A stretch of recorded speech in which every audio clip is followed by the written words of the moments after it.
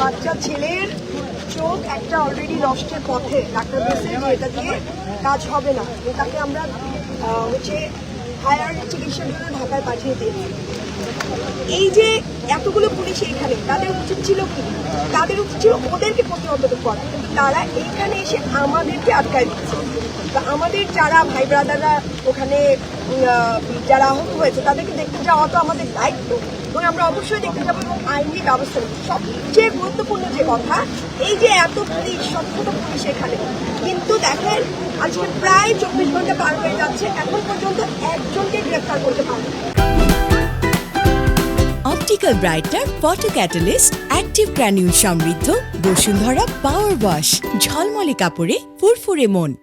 আমাদের এখানে অবস্থান কর্মসূচি থাকবে।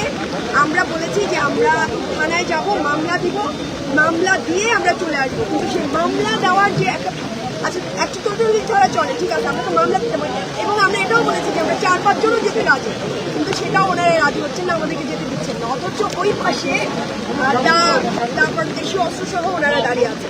কি একটা অবস্থা! এবং পুলিশ কোনোভাবে সহযোগিতা করছে না, এটা ওনাদের ঊর্ধ্বতন কর্তৃপক্ষ, এবং আমি বলবো যে এটা সরকার এটা করাচ্ছে, অবশ্যই না হলে ওনারা তাদের অর্ডার ছাড়া এটা করবেন। এবং এই যে সন্ত্রাসী কর্মকাণ্ড এরকম যদি এরিয়ায় চলে এবং কোনো বিচার যদি না পায়, 1 জুলাইতে চোখ হারাইছে, আর 1 জুলাইতে এসে আওয়ামী লীগের হাতে 1 জুলাইতে চোখ হারাইছে, আর 1 জুলাইতে এসে বিএনপির হাতে আমাদের ভাইরা চোখ হারাইছে।